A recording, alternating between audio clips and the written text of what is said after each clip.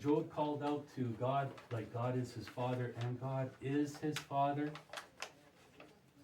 Then, near the end there, God answers those three friends that are saying this prosperity gospel.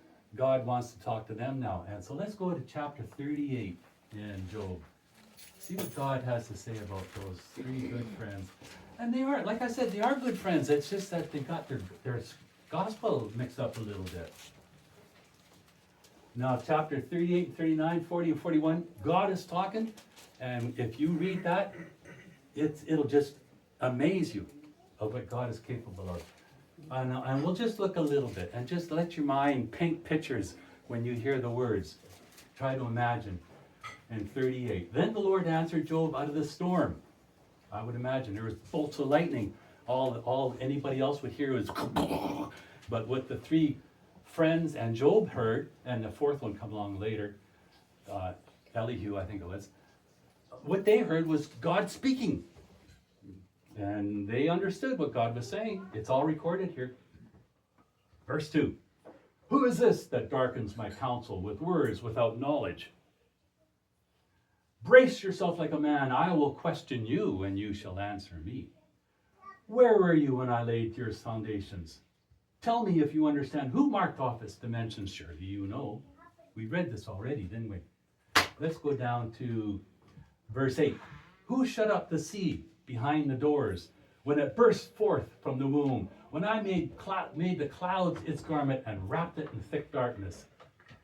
You know, we stop, we think, who shut up the seas behind the doors? Who's telling the water to stop here on the shore? God told it. God invented gravity to keep that water down there so that we can build our house up here.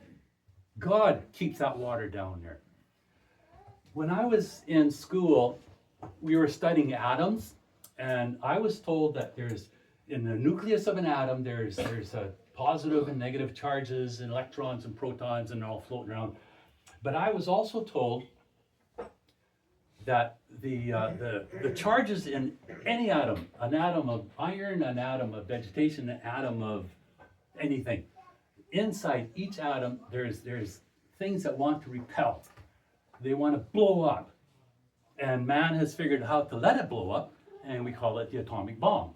One atom takes out a neighborhood. Okay, who, how, what is keeping that atom together until these scientists figured out how to blow it up?